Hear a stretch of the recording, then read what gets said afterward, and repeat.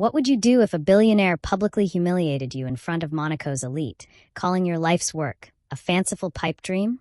Have you ever been dismissed, overlooked, or made to feel invisible by someone who thought their bank account made them better than you? Well, Clara Voss didn't just get angry, she got strategic.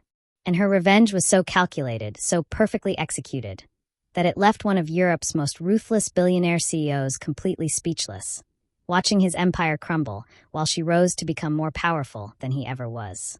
But how does a small-town waitress serving overpriced meals to arrogant millionaires transform into a business titan who could destroy a multi-billion-dollar conglomerate with surgical precision? Stay with me, because this story will completely change how you think about power, patience, and the devastating art of playing the long game. Before we jump into this incredible journey of transformation and revenge, hit that like button if you've ever felt underestimated because of your job, your background, or where you came from. And subscribe if you believe that sometimes the most satisfying victories come from those who were written off from the very beginning. This is Monaco, a glittering jewel on the Mediterranean coast where money flows like champagne and power games are played with the stakes of entire fortunes. Here, in the shadow of luxury yachts worth more than most people's houses, where a single dinner can cost more than a teacher's monthly salary, the ultra-wealthy gather to see and be seen. The streets pulse with the hum of Lamborghinis and Ferraris. Designer boutiques line every corner, their windows displaying items that cost more than most people earn in a year. This isn't just a city, it's a statement. A place where your worth is measured not by your character, but by the zeros in your bank account. And in this world of impossible wealth lived two people whose paths would collide in the most unexpected way, creating a story of revenge so perfect, so absolutely devastating, that it would send shockwaves through the entire European business world. First, there was Clara Voss, 26 years old, originally from Riverbend, a quiet Midwest town where the biggest excitement was the annual Harvest Festival. Clara wasn't supposed to end up in Monaco. She was supposed to graduate from university with honors, maybe become a teacher like her mother always dreamed, settle down in a nice suburban house with a white picket fence. But life had other plans. When her father died in a construction accident, leaving behind mountains of medical debt and a family on the verge of losing everything, Clara made a choice that would define the rest of her story. She dropped out of college, sold everything she owned, and took the first job she could find that would send money home, serving tables at Le Chanteur, one of Monaco's most exclusive restaurants. Every night, she watched billionaires discuss deals that could buy and sell entire companies while she refilled their wine glasses and cleared their plates. To them, she was background noise. Furniture. Completely invisible. Then there was Lucien Duval, 43 years old, CEO of Duval Enterprises, worth an estimated 12 billion euros, and owner of one of the most inflated egos on the continent.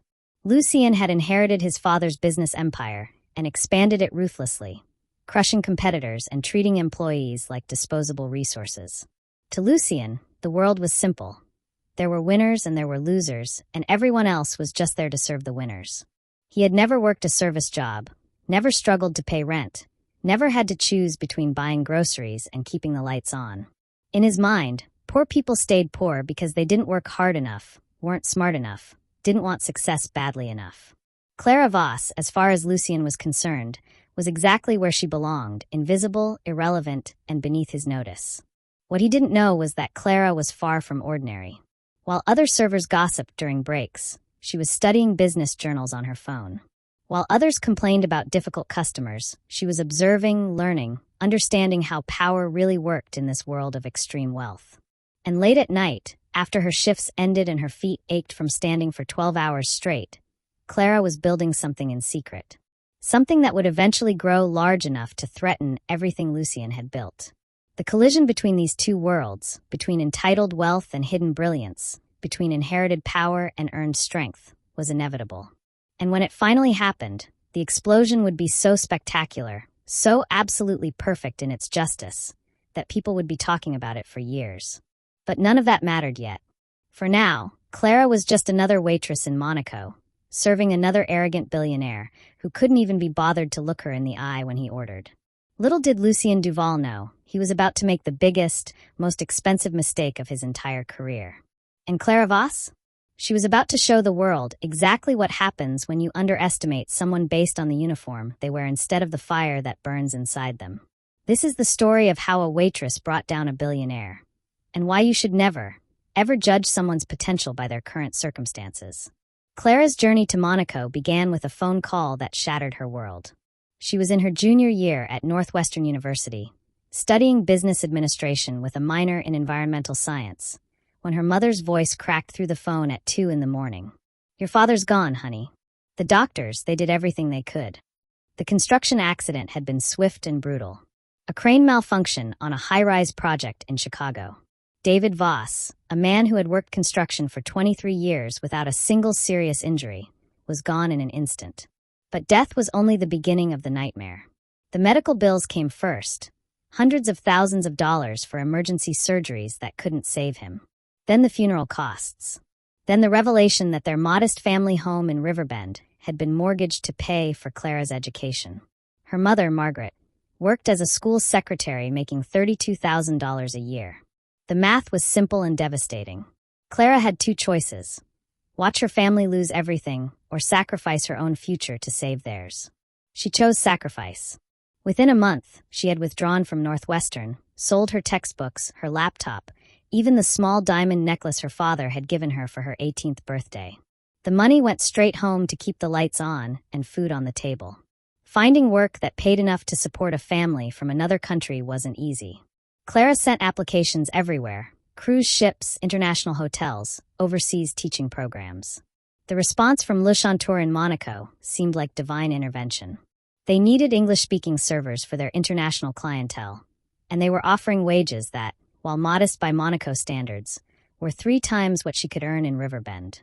Clara's first day at Lucien Duval was a masterclass in culture shock. The restaurant occupied 3 floors of a converted 19th-century palace, complete with crystal chandeliers, hand-painted frescoes, and dining tables that cost more than most people's cars. The cheapest bottle of wine on the menu was €400. Her uniform was crisp white and black, designed to be elegant but utterly forgettable. The message was clear: be pleasant, be efficient, and be invisible. The training was intensive. Clara learned which fork went with which course for a 7-course meal, how to pour wine without the bottle ever touching the glass, and most importantly, how to disappear into the background while still anticipating every need. But the real education happened during service. Clara quickly learned that wealthy people talked about everything in front of servers: business deals worth millions, family scandals, political machinations, as if the staff were literally invisible. It was like having a front-row seat to the most exclusive show on earth, except no one knew she was watching. Lucien Duval was a regular. He came in every Tuesday for lunch, always alone, always ordering the same thing: lobster bisque, duck confit, and a bottle of Bordeaux that cost more than Clara made in a week. He conducted most of his important business calls during these meals, speaking loudly and carelessly about acquisitions, layoffs, and market manipulation strategies. Clara learned that Lucien's empire was built on exploiting regulatory gaps, cutting environmental corners, and treating employees as disposable assets. She heard him laugh about closing a factory in Portugal that would put 800 people out of work, just to save money on shipping costs. She watched him berate his own executives over speakerphone, calling them worthless and threatening to destroy their careers over minor mistakes. The most painful part wasn't his cruelty toward others. It was how he treated her. Lucien never used her name, despite wearing a name tag. He snapped his fingers to get her attention. He complained if his water glass was ever less than completely full. Once, when she was clearing his table, he actually shoved his plate toward her without looking up from his phone, causing sauce to spill on her uniform. "Clean that up," he had said, as if she were a child who had made a mess.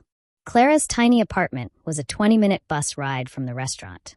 It was smaller than her childhood bedroom back in Riverbend, just a studio with a kitchenette, a fold-out bed, and a window that looked out onto an alley. But it was hers, and every month she was able to send enough money home to keep her mother's house payments current. The loneliness was overwhelming. Clara spoke basic French, but her co-workers were busy with their own lives and struggles. She had no social life, no friends, no romance. Her days were work, sleep, and the weekly video calls with her mother where she pretended everything was wonderful in Monaco. The only escape was knowledge. Clara spent her few free hours reading business journals, following market trends, and studying the very industries that employed her tormentors. She became obsessed with understanding how wealth was actually created and distributed, how power structures worked, and why some people succeeded while others were trapped in cycles of service. Late one night, after a particularly brutal shift where a customer had complained that her English accent was too American for a proper European dining experience, Clara was lying on her narrow bed staring at the ceiling when an idea struck her. Environmental tourism was exploding. Wealthy people increasingly wanted to travel in ways that made them feel good about their carbon footprint, but they weren't willing to sacrifice luxury. The current options were terrible, either roughing it in eco-lodges with no amenities, or staying in traditional luxury hotels that were environmental disasters but offered comfort. What if there was a third option? What if someone could create truly sustainable luxury travel that didn't require any sacrifice of comfort or service? Clara started sketching out the concept on napkins during slow periods at work. She called it Eco Voyage, a platform that would connect environmentally conscious travelers with verified luxury accommodations that met strict sustainability standards without compromising on quality. The idea consumed her. During her breaks, she researched sustainable technologies, luxury travel trends, and environmental certification programs. She taught herself basic coding from YouTube videos. She started building mock-ups of what the platform might look like. The work was exhausting.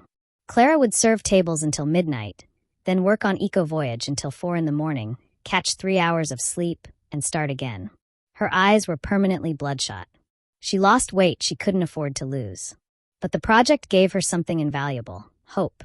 Can you imagine working multiple jobs just to keep your dreams alive while supporting your family?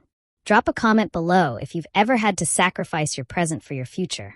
I read every single one, and I know so many of you have incredible stories of perseverance. For 8 months, Clara lived this double life. By day, she was the invisible waitress, refilling water glasses and listening to billionaires discuss their latest acquisitions. By night, she was building something that could potentially disrupt the entire luxury travel industry. Lucien Duval never once looked at her closely enough to notice the dark circles under her eyes or the notebook she sometimes pulled out during quiet moments. To him, she remained exactly what she had always been: furniture with legs, background noise in his important life. But Clara was watching him, learning from him, understanding his weaknesses and his blind spots. She was absorbing lessons in power, influence, and business strategy from one of the most successful and ruthless people in Europe. She just didn't realize yet that all this knowledge would eventually be used to destroy him. Everything was about to change in ways that neither Clara nor Lucien could have anticipated. Because sometimes the most dangerous people are the ones you never bother to see. The evening that changed everything started like any other Tuesday at Le Chanteur. The autumn air carried the scent of expensive cologne and sea salt through the restaurant's open windows. Clara was working the main dining room, her movements automatic after months of practice. Refill the water, clear the bread plates, smile politely, remain invisible. Lucien Duval occupied his usual corner table, barking orders into his phone about quarterly projections while his untouched duck confit grew cold. At a nearby table sat a woman Clara had never seen before, elegant but understated, probably in her early 50s, with silver-streaked hair and sharp eyes that seemed to notice everything. The woman was Margot Beaumont, though Clara wouldn't learn her name until later. Margot was a venture capitalist who had built her fortune by spotting potential where others saw nothing. She had funded 3 companies that went on to become billion-dollar enterprises, all because she had an almost supernatural ability to recognize talent hiding in unexpected places. What caught Margot's attention wasn't Clara's serving skills, though they were flawless, but something else entirely. During the dinner rush, when most servers were frazzled and mechanical, Clara remained calm, efficient, and strangely focused. More intriguingly, during quiet moments between courses, Margot noticed Clara pulling out a small notebook and sketching something with intense concentration. When a particularly difficult customer began loudly complaining about the temperature of his soup, demanding it be sent back for the 3rd time, most servers would have simply apologized and retreated. Instead, Clara listened carefully to his concerns, asked thoughtful questions about his preferences, and then made a suggestion that not only solved the problem, but actually delighted the customer. The interaction revealed something profound. Clara wasn't just going through the motions. She was thinking, analyzing, problem-solving at a level far beyond her job description. Margot had seen this before, brilliant people trapped in circumstances that didn't reflect their true capabilities. She had learned to trust her instincts about such things. As the evening wound down and the last customers filtered out, Margot lingered over her coffee, watching Clara methodically clean and reset tables. When the restaurant finally closed and Clara emerged from the staff entrance, Margot was waiting. "Excuse me," Margot said, her voice warm but confident. "I'm Margot Beaumont. I was dining tonight and couldn't help but notice something about you.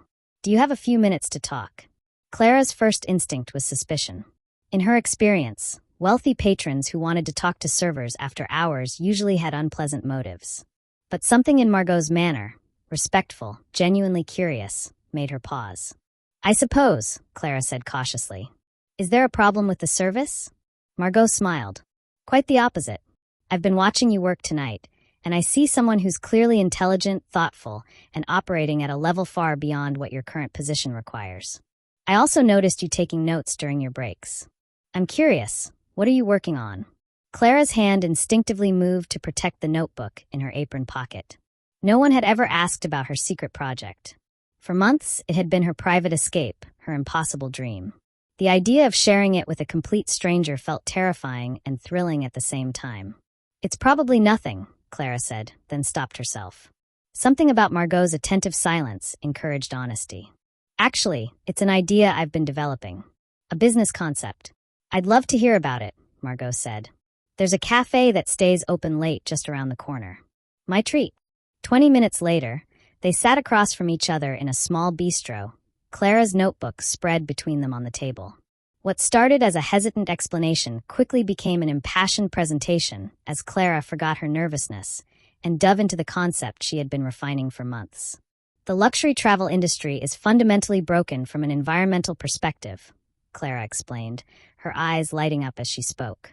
"Wealthy travelers want to feel good about their impact, but current options force them to choose between comfort and conscience. Eco-Voyage would eliminate that compromise." She walked Margot through her research, how traditional luxury hotels generated massive waste, how eco-lodges often provided terrible experiences, and how a growing segment of affluent travelers were desperate for better options. Then she showed her sketches for a platform that would connect these travelers with truly sustainable luxury accommodations that met rigorous environmental standards without sacrificing quality. "The certification process would be intensive," Clara continued, her voice gaining confidence. "We'd evaluate everything from renewable energy usage to local sourcing to waste management. But once a property met our standards, they'd gain access to a premium market of environmentally conscious luxury travelers." Margot listened intently, occasionally asking probing questions that revealed both business acumen and genuine interest. She wanted to know about revenue models, scalability, competitive advantages, and barriers to entry. Clara had thought about all of these things and more.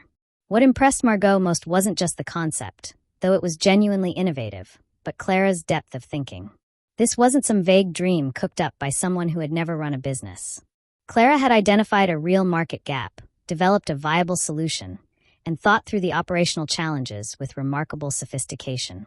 "How long have you been developing this?" Margot asked. "About 8 months," Clara replied. "I work on it whenever I'm not here. I've been teaching myself coding, studying the travel industry, researching environmental certifications. I know it probably sounds crazy coming from someone who serves tables for a living, but..." "It doesn't sound crazy at all," Margot interrupted. "It sounds like exactly the kind of disruptive innovation the travel industry needs. And frankly, some of the best entrepreneurs I've known started in service jobs. You understand customer experience in ways that people who've never worked with the public never will." Clara felt something she hadn't experienced in months, hope mixed with terror. This conversation was moving in directions she had never allowed herself to consider. What would it take to turn this into reality? Margot asked. Clara had done the calculations 100 times. Initial funding for platform development, marketing, and operations would probably need to be around €200,000. But finding investors willing to take a chance on someone like me. She trailed off. "Someone like you," Margot repeated thoughtfully. "You mean someone with a brilliant concept, deep market research, clear operational planning, and intimate understanding of luxury customer service?" Clara looked up, startled by this reframing of her qualifications. "I've been a venture capitalist for 15 years, Margot continued. I've funded dozens of startups. Most founders have impressive credentials, but shallow thinking. You have the opposite, modest credentials, but genuinely deep thinking. I'd rather bet on intelligence and work ethic than pedigree any day. The conversation that followed would replay in Clara's mind for years afterward. Margot didn't just offer funding. She offered mentorship, connections, and most importantly, belief. She explained how the venture capital world worked, what Clara would need to build a compelling business plan, and how to navigate the challenges of scaling a technology platform. I want to be very clear, Margot said as they prepared to leave. This won't be easy. Building a successful company never is. You'll face rejection, setbacks, and people who will dismiss you because of where you came from. But you have something that can't be taught, vision combined with practical understanding of your market. Clara walked home that night feeling like the world had shifted on its axis. For the first time since her father's death, she had a path forward that didn't involve endless compromise and sacrifice. She had an ally, a mentor, and most incredibly, someone who saw potential where everyone else saw only a waitress. The next morning, Clara gave her notice at Le Chanteur. Her supervisor was confused. Servers rarely quit without another job lined up, but Clara didn't explain. She simply worked her final 2 weeks with the same professionalism she had always shown, watching Lucien Duval order his usual lunch without the slightest awareness that the invisible woman serving his wine was about to become his most dangerous competitor. Within 6 weeks, Clara had moved from her cramped studio apartment to a small office space overlooking the Mediterranean. The view reminded her every morning that she was no longer invisible, no longer trapped, no longer limited by other people's assumptions about who she was supposed to be. Eco Voyage was about to be born, and with it, a transformation that would eventually shake the very foundations of Lucien Duval's empire. 6 months after leaving Le Chanteur, Clara Voss was no longer invisible. Eco Voyage had launched to surprising success, securing partnerships with 12 luxury eco-resorts across Europe and attracting over 3,000 registered users in its first quarter. Industry publications were calling it the future of conscious luxury travel, and Clara had been invited to speak at the Monaco Sustainable Business Summit. But success in the business world and acceptance by Monaco's elite were two entirely different things. Clara still felt the weight of curious stares when she walked into networking events, still heard the whispered questions about her background, still sensed the skepticism that followed her despite Eco Voyage's proven results. The annual Monaco Charity Gala was the social event of the season, a gathering where Europe's wealthiest individuals gathered to write large checks for environmental causes while discussing business deals worth hundreds of millions. This year's theme was sustainable luxury, the future of responsible wealth, making Clara's invitation both logical and politically motivated. Clara spent weeks preparing for the event. She had learned that in Monaco's elite circles, presentation mattered as much as performance. Her midnight blue dress was elegant but not flashy, expensive enough to signal success, but not so ostentatious as to seem desperate for validation. She had practiced her elevator pitch until it was perfect, memorized key facts about potential partners and investors, and prepared thoughtful questions about the evening's speakers. The gala was held at the Hotel Hermitage, its Belle Époque grandeur providing the perfect backdrop for Monaco's most influential citizens. Crystal chandeliers cast warm light over attendees who collectively controlled more wealth than some small nations. Clara recognized faces from business magazines, political leaders, and of course Lucien Duval, holding court near the bar with his usual crowd of admirers and subordinates. For the first 2 hours, everything went perfectly.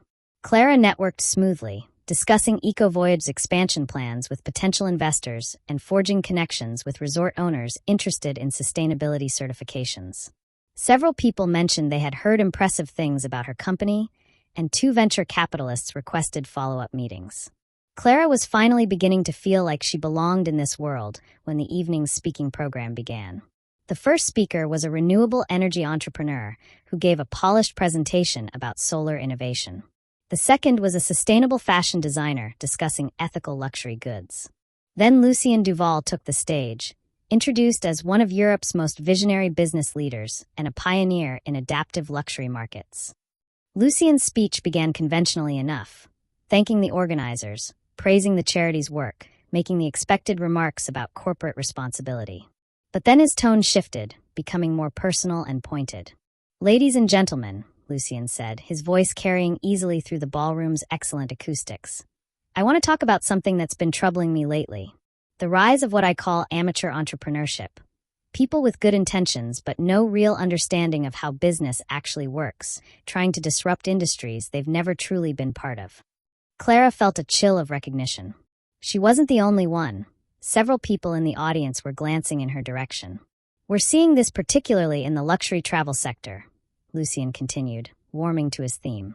Newcomers with trendy concepts like sustainable luxury and conscious travel, who fundamentally misunderstand what luxury means. They think you can simply add environmental buzzwords to basic services and call it innovation. The audience was listening intently now. This was more entertaining than the usual charitable platitudes. I've been in the luxury hospitality business for 20 years, Lucien said, his voice gaining confidence and condescension. I understand what our clients actually want, what they're willing to pay for, and what standards they expect.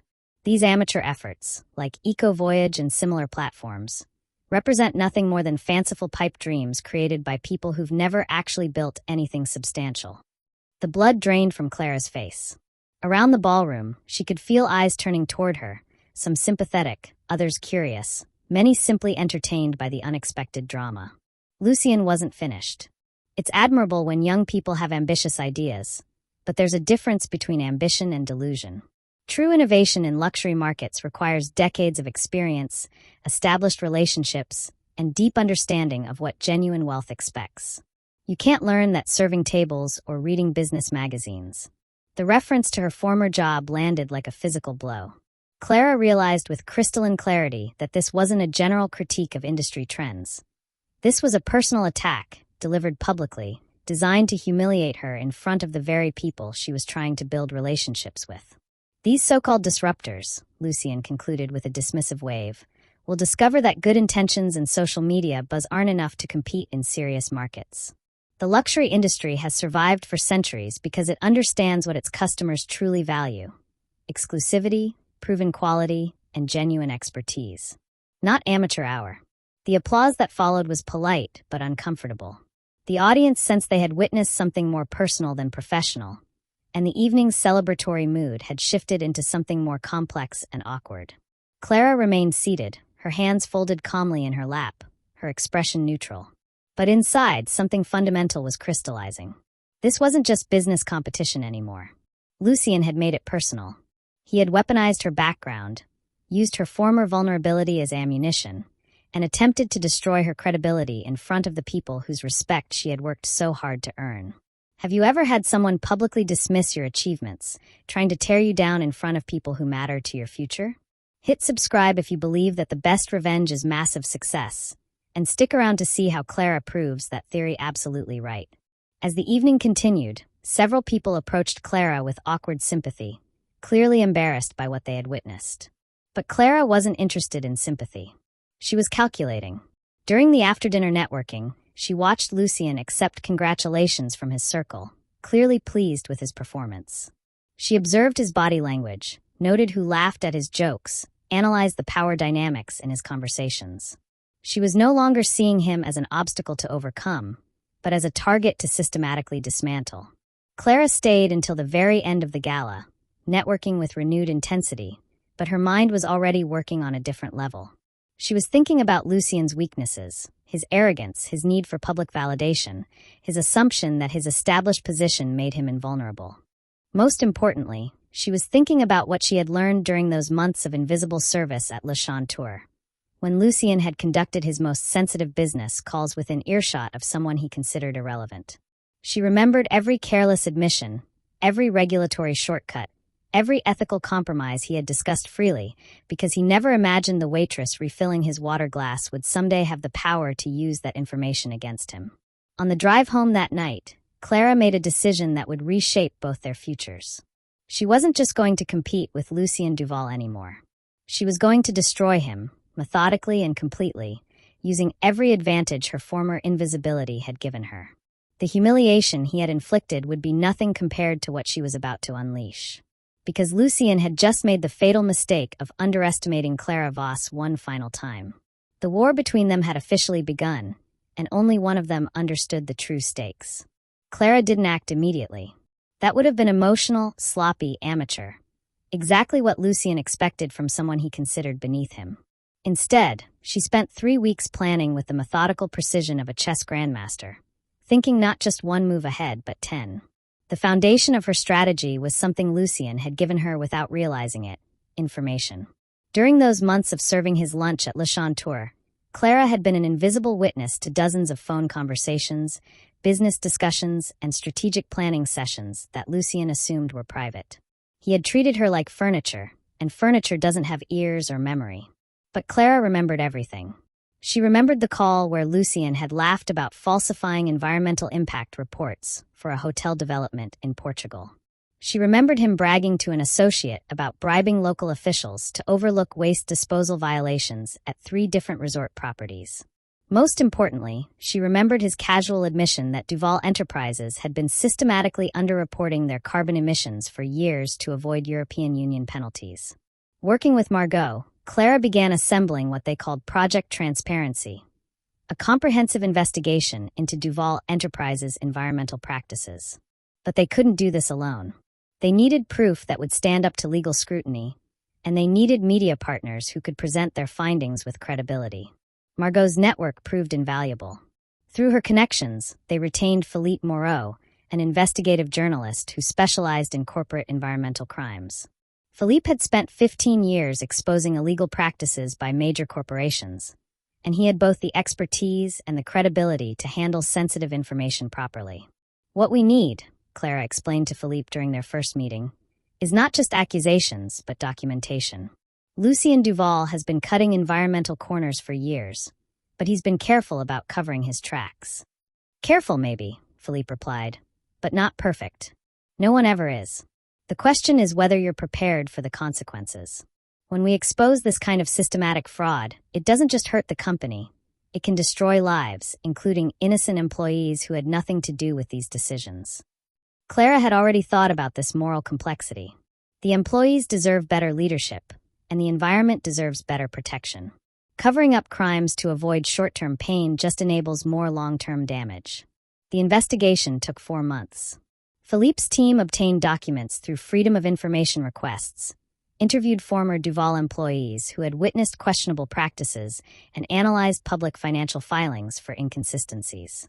Meanwhile, Clara used her growing industry connections to verify technical details about environmental standards and regulatory requirements. What they discovered was worse than Clara had expected. Duval Enterprises hadn't just bent environmental rules. They had systematically violated them across multiple countries while publicly marketing themselves as committed to sustainable luxury. The gap between their public image and private practices was staggering.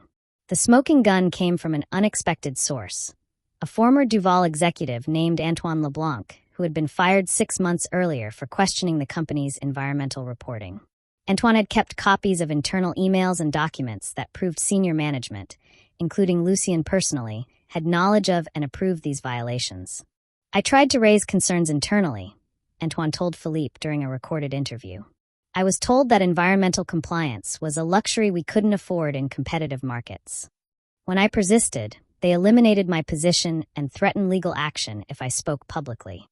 While the investigation progressed, Clara was simultaneously building EcoVoyage into a more formidable competitor. The platform had expanded to 43 certified properties across 12 countries. Revenue was growing by 30% quarterly. Most importantly, EcoVoyage was gaining recognition as the legitimate alternative to traditional luxury travel companies that claimed environmental responsibility but couldn't prove it. Clara also began cultivating relationships with environmental advocacy groups, sustainable business organizations, and social media influencers who specialized in conscious luxury. She wasn't just building a business. She was building an ecosystem of allies who shared her values and would amplify her message when the time came. The timing of the exposé required careful consideration. Clara wanted maximum impact, which meant coordinating the release with Philippe's publication schedule, environmental advocacy campaigns, and EcoVoyage's own marketing initiatives. They decided to launch during European Environment Week, when media attention on corporate environmental practices would be naturally heightened. The investigation was published simultaneously in 3 major European publications: Le Monde in France, Der Spiegel in Germany, and The Guardian in the UK. The headline in Le Monde read, "The Luxury Lie: How Duval Enterprises Built an Empire on Environmental Deception." The articles were devastating. They documented systematic violations across 7 different countries, estimated environmental damage in the tens of millions of euros, and included recorded conversations where Duval executives discussed ways to avoid regulatory oversight. Most damaging of all were internal emails showing that Lucien had personally approved several decisions that violated environmental laws. The market reaction was swift and brutal.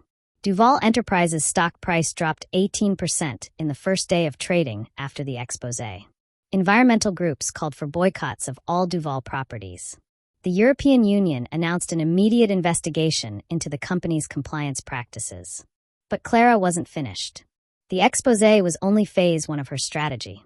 Phase 2 involved positioning Eco-Voyage as the ethical alternative. While Duval Enterprises scrambled to control the damage, Clara launched a comprehensive marketing campaign showcasing her platform's rigorous certification process, transparent practices, and genuine commitment to environmental protection. The contrast couldn't have been more stark. News articles about Duval's environmental crimes were immediately followed by features about Eco-Voyage's innovative approach to sustainable luxury. Clara gave interviews explaining how proper environmental practices could actually enhance rather than compromise luxury experiences. Authentic luxury isn't about ignoring consequences, Clara told a journalist from Travel and Leisure magazine. It's about creating experiences that are beautiful, comfortable, and responsible. Our clients want to feel good about their choices, not guilty about them. The business impact was immediate. Eco-Voyage received over 200 new property applications in the first week after the Duval exposé. Bookings increased by 40%. Several major investors who had previously been cautious about the sustainability market suddenly wanted meetings. Phase 3 was the most sophisticated part of Clara's strategy: strategic acquisitions. As Duval Enterprises' stock price continued falling and their legal troubles mounted, the company was forced to sell non-essential assets to fund their crisis management and potential legal settlements. Clara, working with Margot and a team of acquisition specialists, began quietly purchasing some of Duval's most valuable intellectual property. This included patents for luxury hospitality technologies, customer database access rights, and most crucially, exclusive contracts with several high-end suppliers that Duval could no longer afford to maintain. The acquisitions were structured through subsidiary companies to avoid immediate detection, but their cumulative effect was to systematically transfer Duval's competitive advantages to Clara's growing empire. By the time Lucien realized what was happening, Clara had acquired enough of his former assets to essentially replicate his business model with better environmental practices. "It's brilliant," Margot admitted during one of their strategy sessions. "You're not just destroying his business, you're building yours with pieces of his former empire. It's like corporate recycling." The psychological impact on Lucien was becoming visible. His usual confidence at public events seemed forced. He was making defensive statements to the press, trying to minimize the environmental violations instead of addressing them directly. Most telling of all, he had stopped making public appearances where he might face hostile questions. Clara, meanwhile, was thriving in the spotlight. She was invited to speak at major business conferences, featured on magazine covers, and courted by investors who saw her as the future of responsible luxury business. The contrast between her rising profile and Lucien's declining reputation was becoming a business school case study in corporate crisis management. But the most satisfying moment came during a sustainable business conference in Geneva, when Clara was asked directly about her competition with Duval Enterprises. "I don't consider us competitors anymore," Clara replied calmly. "We're operating in completely different markets. They're trying to maintain an outdated model based on hidden environmental costs. We're building the future of luxury travel based on transparency and genuine sustainability. The market is deciding which approach they prefer." The questioner followed up. "Some people say your success has come at Duval's expense. How do you respond to that?" Clara paused, considering her words carefully. Business success should never come at the environment's expense, or at the expense of honesty with your customers. If companies that have built their profits on environmental deception are struggling to compete with companies that prioritize transparency, that's not a flaw in the market. That's the market working exactly as it should. The audience applauded, but Clara felt no triumphant satisfaction. This wasn't about personal vindication anymore. She had proven something larger, that ethical business practices weren't just morally superior, they could be competitively superior as well. 6 months after the exposé, Duval Enterprises was a shadow of its former self. Stock price had fallen 60%. 3 major hotel properties had been sold to cover legal settlements. Lucien himself was facing potential criminal charges in Portugal for environmental violations. EcoVoyage, meanwhile, had become the fastest-growing platform in luxury travel, with over 15,000 active users and partnerships with 97 certified properties worldwide. Clara had moved into a larger office space and hired 23 employees, many of them former Duval executives who wanted to work for a company that aligned with their values. The transformation was complete, but Clara knew the most important confrontation was still ahead. Lucien Duval had built his career on the assumption that people like Clara would always remain invisible, powerless, and irrelevant to his success. She was about to prove him wrong one final time, in the most personal and devastating way possible. The invitation arrived at Lucien's office on cream-colored paper with elegant gold lettering. It was addressed personally to him, requesting his presence at a private business discussion at Le Chanteur restaurant. The sender was listed simply as C. Voss, CEO, EcoVoyage. Clara Voss, the former waitress who had somehow managed to turn his world upside down in less than 2 years. Lucien stared at the invitation for a long moment, his jaw tightening. The audacity of it, summoning him like some subordinate, using the very restaurant where she had once served his meals. His first instinct was to ignore it entirely, but curiosity won over pride. Besides, Lucien told himself, perhaps there was an opportunity here. Maybe Clara was finally ready to acknowledge that she was out of her league, ready to negotiate some kind of settlement that would stop the systematic destruction of everything he had built. The meeting was scheduled for 8 p.m. on a Tuesday, exactly the time and day when Lucien used to have his regular dinners at Le Chanteur, back when his biggest concern was whether the duck confit was cooked properly. Those days felt like a lifetime ago. Lucien arrived at the restaurant 10 minutes early, a habit that had served him well in countless business negotiations. He was shown to a private dining room in the back, the same room where he had once hosted merger discussions worth hundreds of millions of euros. The irony wasn't lost on him. At exactly 8 o'clock, Clara Voss walked into the room. The transformation was startling. The last time Lucien had seen Clara up close, she had been wearing the standard black and white server's uniform, her hair pulled back in a practical ponytail, her manner deferential and apologetic. The woman who entered the dining room bore almost no resemblance to that person. Clara wore a perfectly tailored charcoal gray suit that probably cost more than most people's monthly rent. Her hair was styled in a sophisticated bob. Her jewelry was understated, but clearly expensive. Most striking of all was her demeanor, confident, poised, completely at ease in her own power. She looked, Lucien realized with uncomfortable recognition, exactly like the kind of person he used to respect. "Lucien," Clara said, extending her hand with a slight smile. "Thank you for coming. Please sit." The casual use of his first name, the assumption of authority in directing him to sit, every detail was calculated to demonstrate the complete reversal of their former relationship. Lucien found himself shaking her hand and taking the seat she indicated before he fully realized what he was doing. "You've certainly come a long way," Lucien said, trying to regain his footing. "Though I have to say, this venue choice seems a bit theatrical." Clara's smile widened. "I've always believed in honoring where you come from. This room holds a lot of memories for both of us, doesn't it?" She gestured to a waiter, who immediately appeared with a bottle of wine, the same vintage Lucien used to order every Tuesday, though he doubted Clara realized that. Or perhaps she did. These days, he was no longer certain what Clara knew or didn't know about his habits. "I assume you didn't invite me here for nostalgia," Lucien said, accepting the wine glass but not drinking from it. "What do you want?"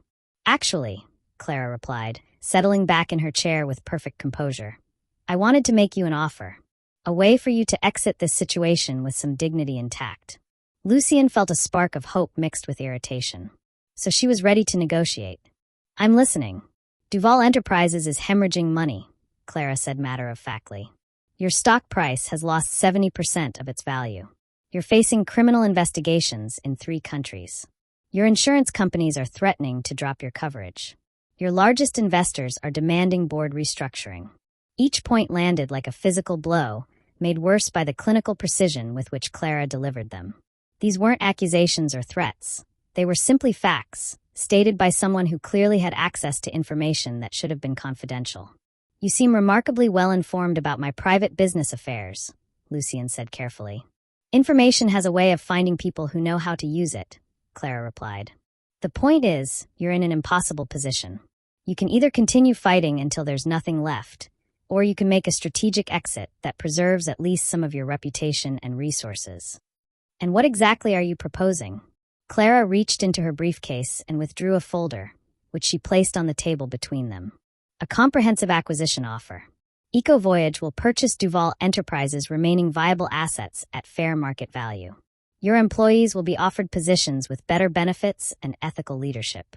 Your customers will be transitioned to our platform with enhanced service guarantees." Lucien opened the folder and scanned the documents inside. The numbers were actually more generous than he had expected, given his company's current position. But the implications were staggering. This wasn't just a buyout, it was complete surrender. "In return," Clara continued, "you retire from the hospitality industry entirely. No competing businesses, no consulting arrangements, no attempts to rebuild. A clean exit that allows everyone to move forward. If you're loving this incredible transformation story, smash that like button and share this with someone who needs to hear that underdogs can win. We're getting to the absolute best part." Lucien set down the papers and looked across the table at Clara. "You realize what you're asking for, don't you? You want me to simply disappear, to hand over everything I've spent 20 years building to someone who was serving my lunch 2 years ago. Someone who was listening to your lunch conversations 2 years ago," Clara corrected gently. "Someone who heard you discuss regulatory violations, environmental cover-ups, and employee exploitation as if they were normal business practices. Someone who realized that your entire empire was built on practices that couldn't survive public scrutiny." The words hung in the air between them. Lucien felt something cold settle in his stomach as he began to understand the true scope of what had happened to him. "You planned this," he said slowly. "From the beginning. You were gathering information while you worked here." Clara shook her head. "I was surviving while I worked here. I was supporting my family and trying to build something better for my future. You were the one who chose to conduct sensitive business conversations in front of someone you assumed was too irrelevant to matter." She leaned forward slightly, her voice remaining calm but gaining intensity. "You were the one who decided that anyone working in service was beneath your notice. You were the one who treated employees like furniture. You created the conditions that allowed me to learn everything I needed to know about your vulnerabilities." Lucien realized with growing horror that she was right. Every careless phone call, every dismissive comment, every moment when he had discussed business as if the staff were invisible, Clara had been there, listening, learning, planning. "But that's not even the best part," Clara continued, reaching into her briefcase again. "The acquisition offer isn't actually my primary proposal. It's my consolation prize." She withdrew another set of documents and placed them on the table. "These are the patents, supplier contracts, and customer agreements that EcoVoyage has acquired over the past 6 months. I believe you'll recognize most of them. They used to belong to Duval Enterprises." Lucien's hands trembled slightly as he flipped through the papers. Every document represented a piece of his former competitive advantage, now owned by the woman sitting across from him. "How is this possible?" he whispered. "When your stock price collapsed and your legal troubles mounted, you were forced to sell assets to raise capital," Clara explained.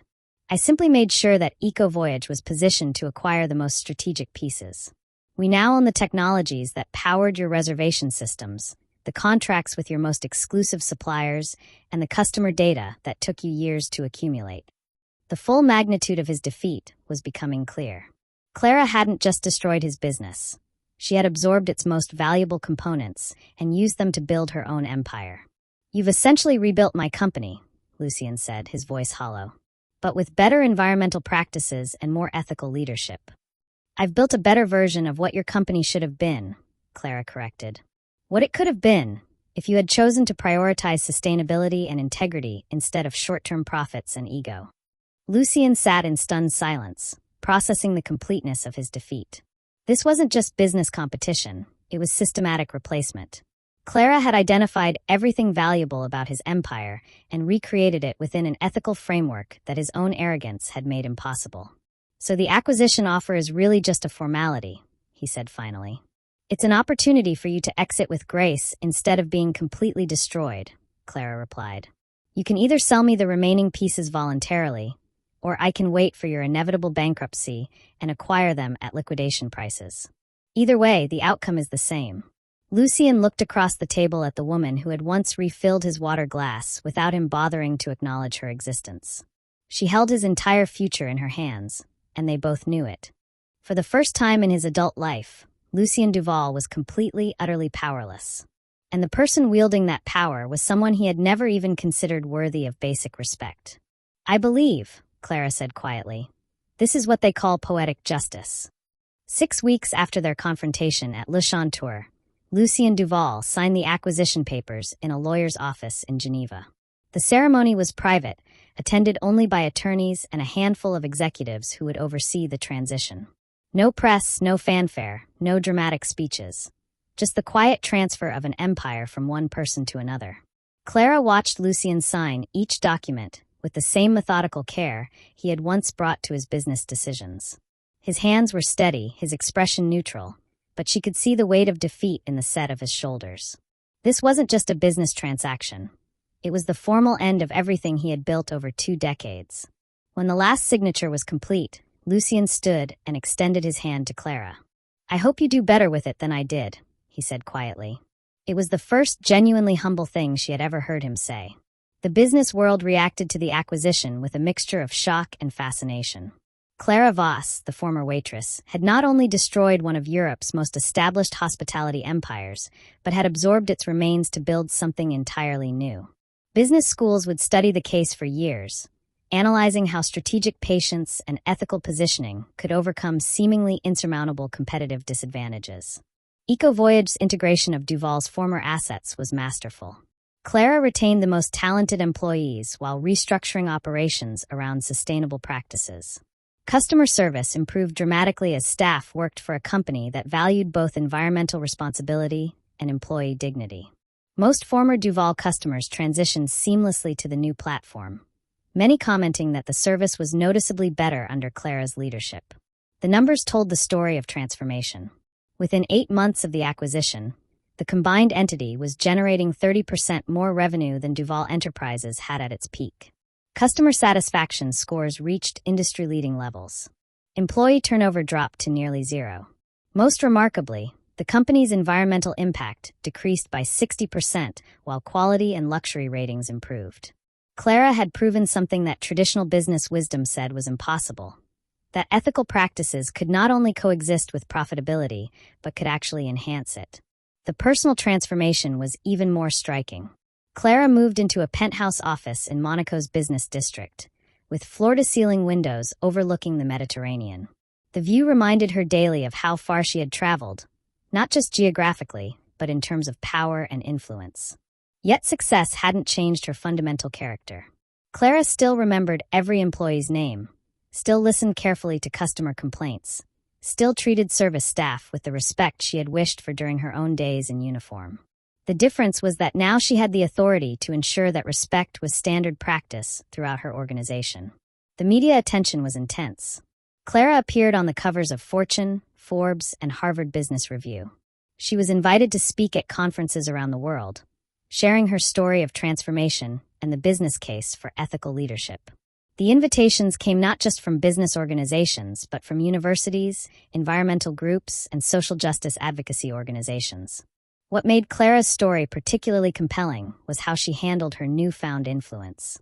Rather than simply enjoying her success, she used her platform to advocate for broader changes in how businesses treated both employees and the environment.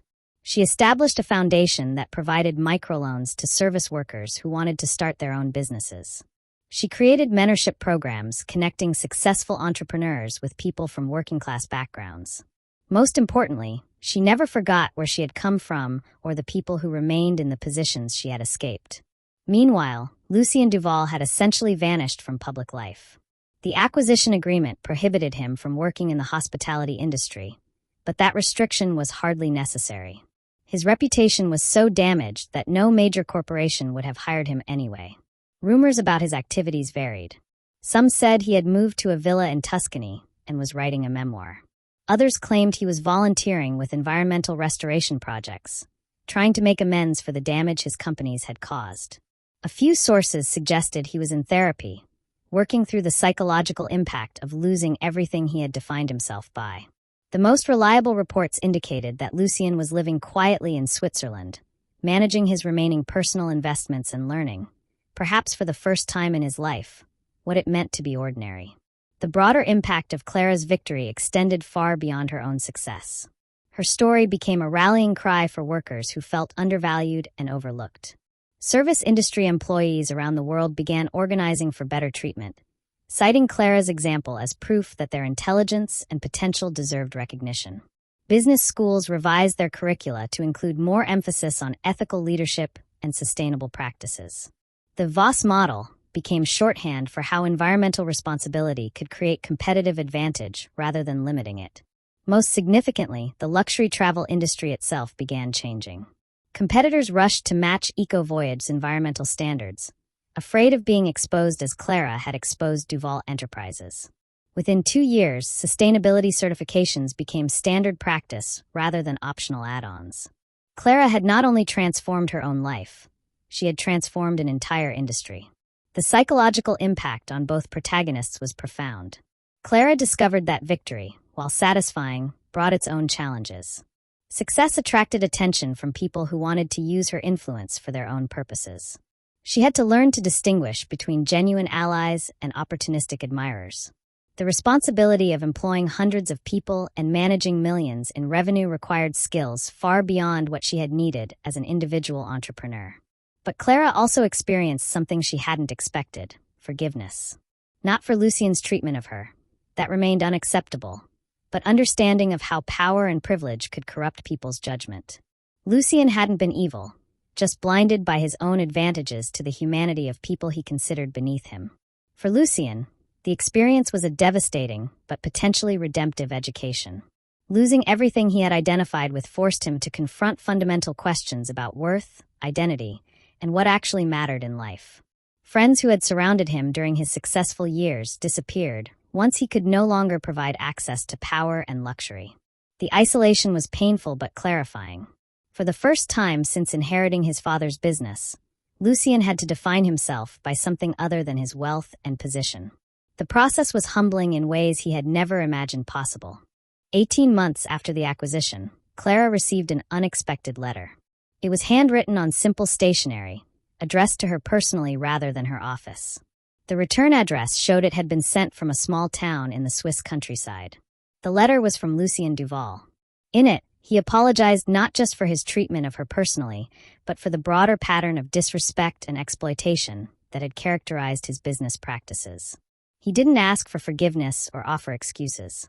He simply acknowledged the harm he had caused and expressed hope that her success would inspire better behavior from other business leaders. Clara read the letter twice, then placed it in her desk drawer.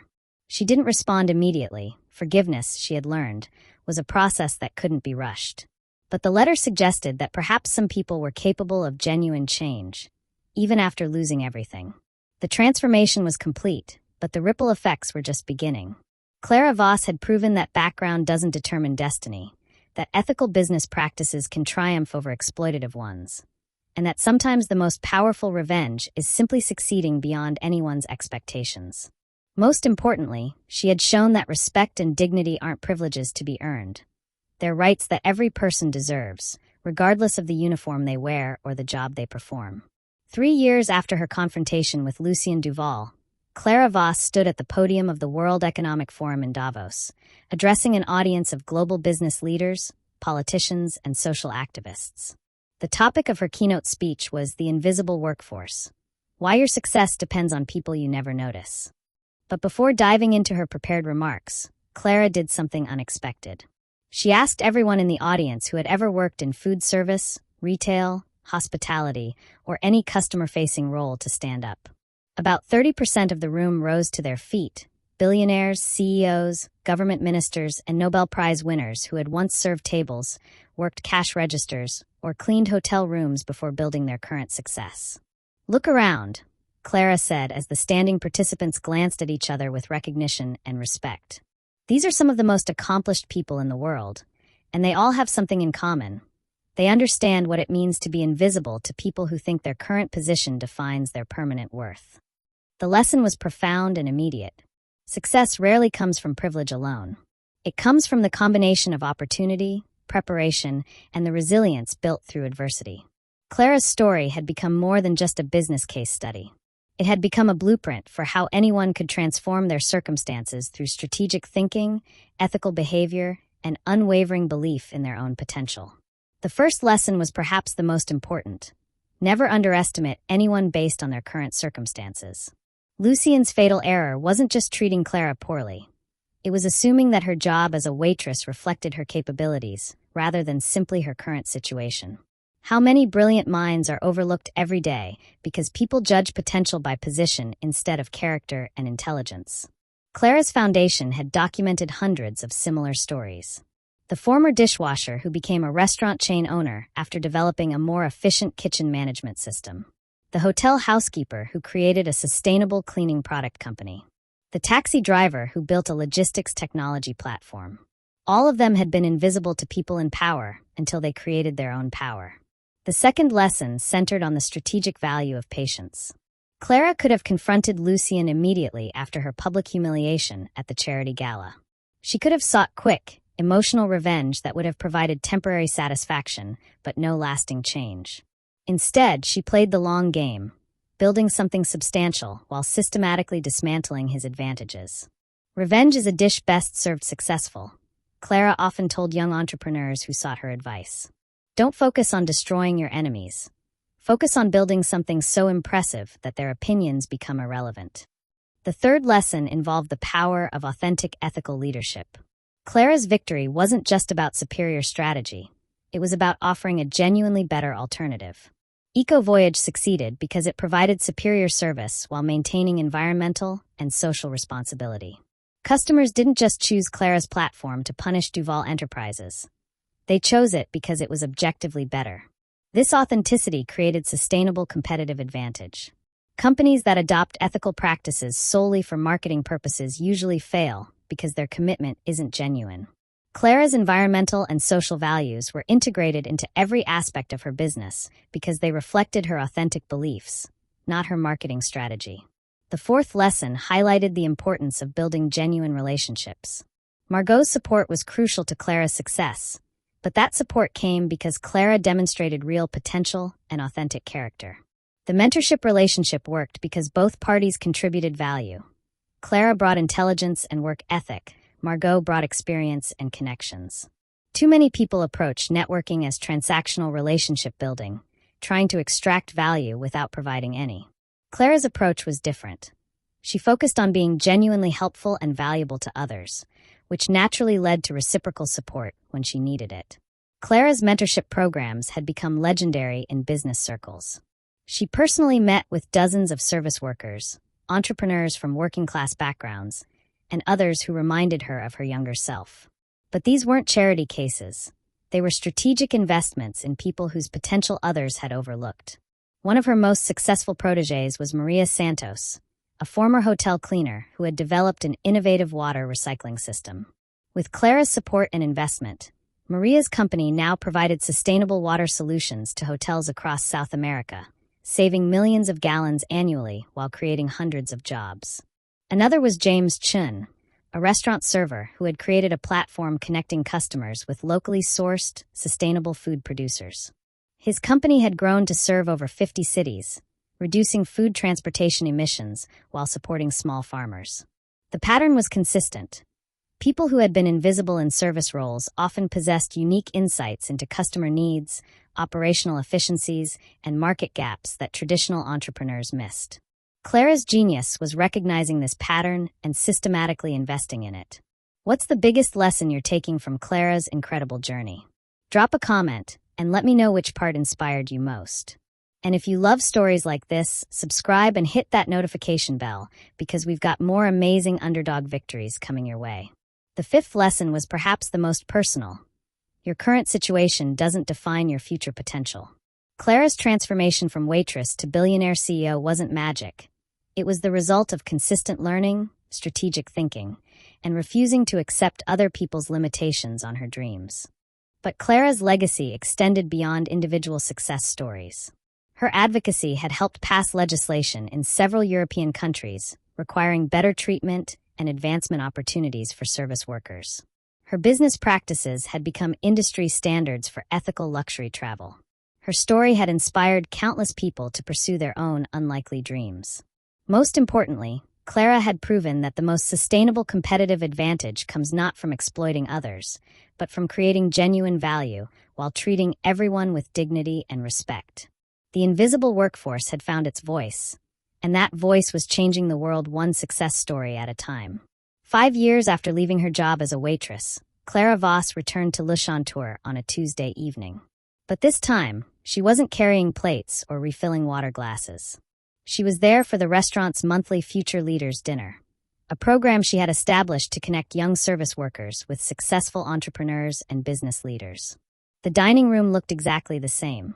Crystal chandeliers cast the same warm light over elegantly set tables. The same hand-painted frescoes decorated the walls. Even the menu featured many of the same dishes that Clara had served countless times during her months of invisible service. But everything else had changed. Tonight, 12 current and former service workers sat at the main table, sharing their business ideas with a panel of investors and mentors. The conversations were animated, respectful, and focused on potential rather than position. Clara watched from across the room as a young bartender explained his concept for a sustainable cocktail ingredient company, receiving the kind of attention and serious consideration that she had once dreamed of. The symbolism wasn't lost on anyone in the room. This restaurant, where Clara had once been dismissed as irrelevant, was now hosting events designed to ensure that no one's potential would ever be overlooked again. During a quiet moment between presentations, Clara walked over to the corner table where Lucien used to sit every Tuesday. A young server approached, Maria, according to her name tag, and offered to take Clara's drink order. "Actually," Clara said with a gentle smile, "I wanted to ask you something. What do you do when you're not working here?" Maria looked surprised by the question. Most customers never asked servers about their lives outside work. "I'm studying marketing at the University of Monaco," she replied cautiously. "And I'm working on a business plan for a sustainable fashion platform." "That sounds fascinating," Clara said genuinely. "Would you mind telling me more about it?" For the next 10 minutes, Clara listened as Maria described her vision for connecting environmentally conscious consumers with ethical fashion designers. The idea was well-researched, innovative, and clearly the product of serious thought and planning. "You should apply for our next entrepreneur mentorship program," Clara said, handing Maria her business card. "I think you have exactly the kind of potential we're looking for." Maria stared at the card, recognizing the name immediately. "You're Clara Voss," she whispered. "You're the one you used to work here." "I did," Clara confirmed. "And if I could transform my circumstances, so can you. The only question is whether you're ready to stop letting other people define your limitations." This conversation happened dozens of times each month as Clara made it her mission to seek out and support people whose potential was being overlooked. She had learned that talent and ambition existed everywhere, but opportunity was still distributed unequally. Her job was to help balance that equation. The evening's presentations concluded with remarkable success. 3 of the 12 participants received immediate offers for seed funding. 4 others were connected with mentors who could help develop their concepts. All of them left with a network of contacts and the knowledge that someone believed in their potential. As Clara prepared to leave, she took one last look around the dining room that had shaped so much of her story. The space held memories of humiliation and invisibility, but also of quiet observation and strategic learning. Most importantly, it represented the truth that your current circumstances are never the end of your story. They're just the beginning of your next chapter. Clara's journey from invisible waitress to global business leader proved something that every person needs to hear. You are not defined by where you start, what job you currently hold, or how others perceive your potential. You are defined by your willingness to learn, your commitment to growth, and your refusal to accept limitations that others try to place on your dreams. The most powerful revenge isn't destruction, it's creation. It's building something so meaningful, so valuable, so undeniably successful that the opinions of people who once dismissed you become completely irrelevant. But here's what I want you to understand. Clara's story isn't unique because she's exceptionally gifted. It's unique because she refused to remain invisible. Every day, brilliant people accept limitations that aren't real, stay in situations that don't reflect their potential, and allow others to define their worth based on temporary circumstances. What would happen if you stopped accepting those limitations? What would happen if you started seeing yourself the way Clara learned to see herself? Not as someone trapped by current circumstances, but as someone capable of transforming those circumstances completely. Your story isn't over. Your potential isn't limited by your current position. Your future isn't determined by other people's assumptions about who you're supposed to be. So here's my challenge to you. If Clara's story resonated with you, don't just hit the like button and move on. Take action. Identify one limitation you've accepted that might not be real. Find one person who sees potential in you that others have overlooked. Start building something that reflects your true capabilities rather than your current circumstances. Subscribe to this channel if you believe that the best stories are the ones where underdogs become unstoppable, where patience defeats arrogance, and where success is the ultimate form of justice.